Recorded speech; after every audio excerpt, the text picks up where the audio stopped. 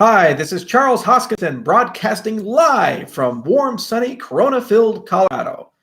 It is March 11th, and it's actually the 5-year anniversary of IOHK. We founded the company in March 11th of 2015, and it was just two people, Jeremy Wood and myself, and now we've grown over 200 people. So I did want to do an anniversary video real quickly and thank all the people that have worked with us throughout the years, touched our lives, and made it possible for us to get to this point. It's a humbling experience to see an idea turn into a company, and it's an even more humbling experience to see a company build a product, release a product, and see that product being used in the community.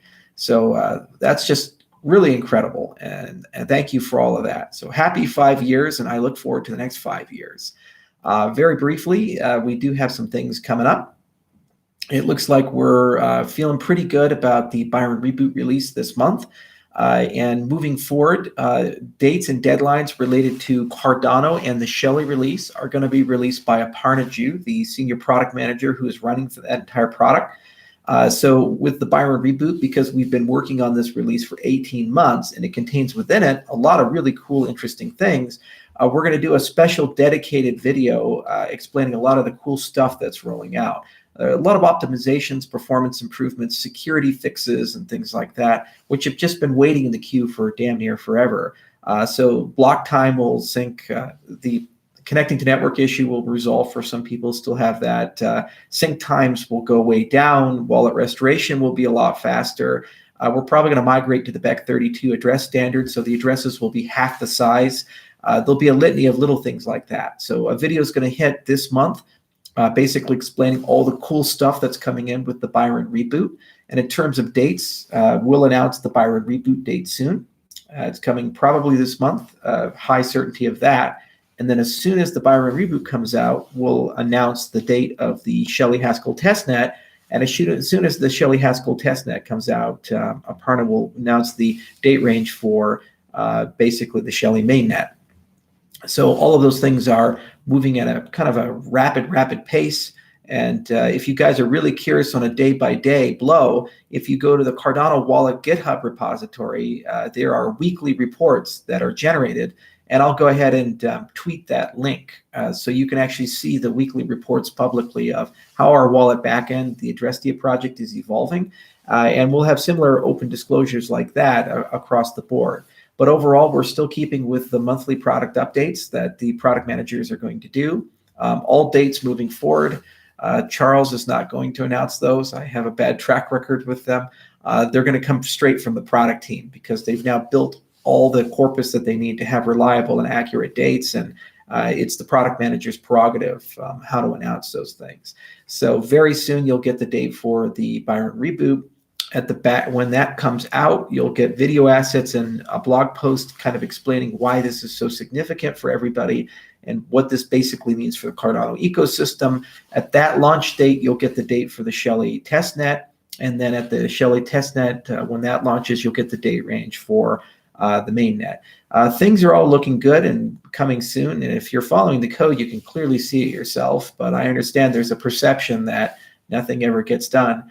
So please do be aware that there will be other releases, dedicated videos, and so forth. But it's pretty exciting to see this come out. I mean, it's 18 months of hard work.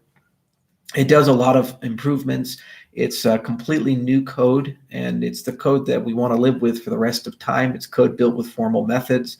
If you're a user of the ITN, the experience that you had there in terms of bugs, it's not going to be the same on the Haskell side. We dealt with all of that on our side, and what we're releasing is significantly more polished. So that's the brief update there. We have some other plans of what to do with the ITN team so that we can start accelerating any other parts of the roadmap.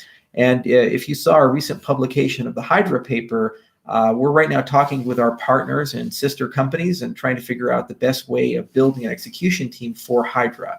So the product manager who is responsible for that is Robert Cohen. And Rob is going to start regularly briefing you guys as soon as he has a full team and he's starting to execute and be ready to go.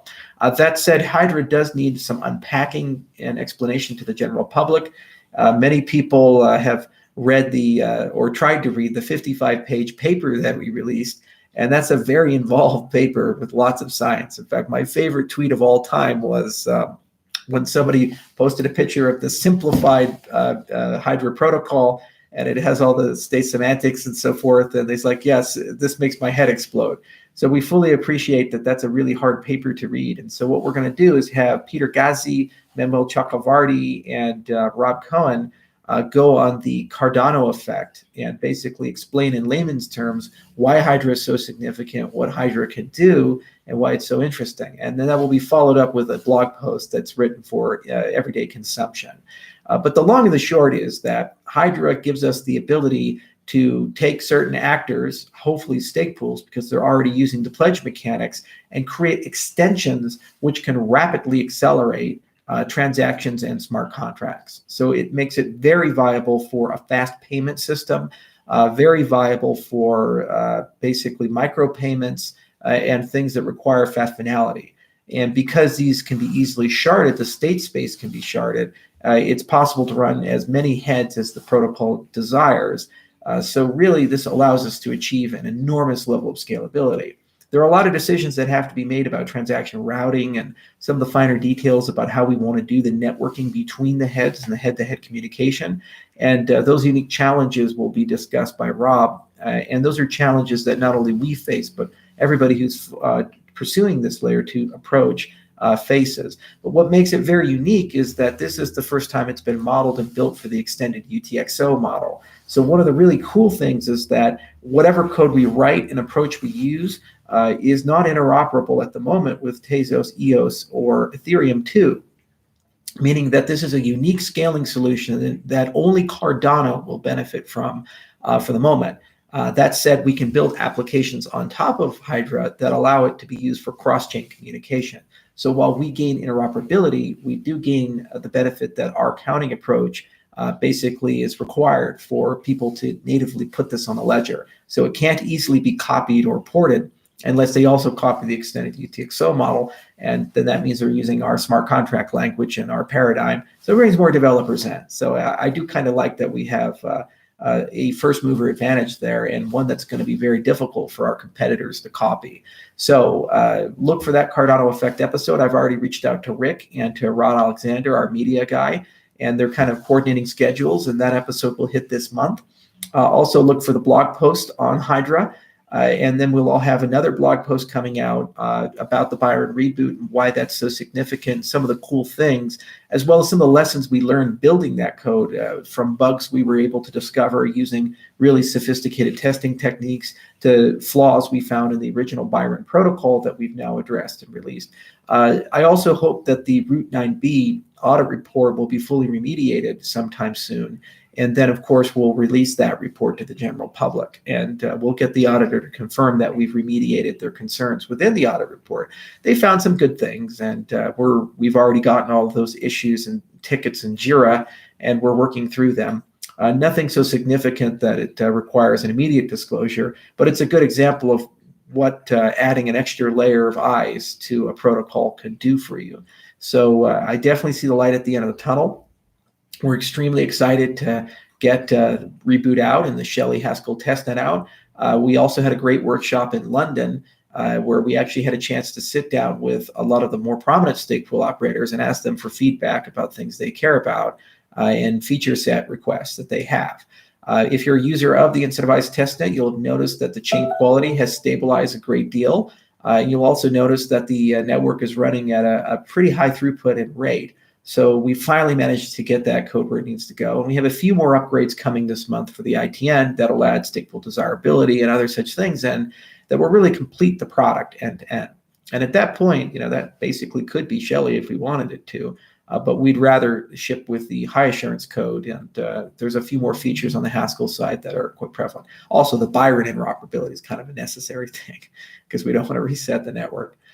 So a lot of stuff coming. And it's exciting to see that the processes are all starting to lock and click in and the releases are there. And it's really nice to see that we've generated a huge amount of public disclosure about our progress. Don't let the FUD on the forums get you down or the current state of the markets get you down. And I do understand that we are entering into a likely global pandemic. and this creates a lot of volatility. But I will remind everybody in the cryptocurrency space that should the worst case scenario happen, I think crypto is going to fare extremely well, because the general public is probably not going to be so happy that their bank accounts are locked and the amount of money they can withdraw is limited and who they can do commerce with is limited. They're probably going to want financial freedom. And honestly, our industry as a whole is the only one that can offer that. So the worse this pandemic gets, the better it's probably going to be for our industry as a whole and for people's perception of the need for new systems to solve complicated problems. If Corona dies out because of seasonality, and we hope that that's the case, then we'll probably see the markets massively rebound and rising tides will apply and the crypto boom will restart. So on both ends of the bookshelf, I think our industry as a whole is going to be okay. Just hang in there, though. It's going to be very volatile for a while, and times are going to be up and down. That said, the fundamentals are sound. The principles are sound. We now know how to build a global scale financial system and have a clear path to that. We have a clear path to decentralization and governance. We have a clear path to smart contracts. So the science side has delivered and the engineering side is delivering. And soon you guys get to use this to build your hopes and dreams. And I hope that you deliver a better future for all of us. And I'm certainly going to be a foot soldier in that upcoming battle. So thanks for all for listening, and let's get through this upgrade cycle. Lots of software to download and install. Cheers.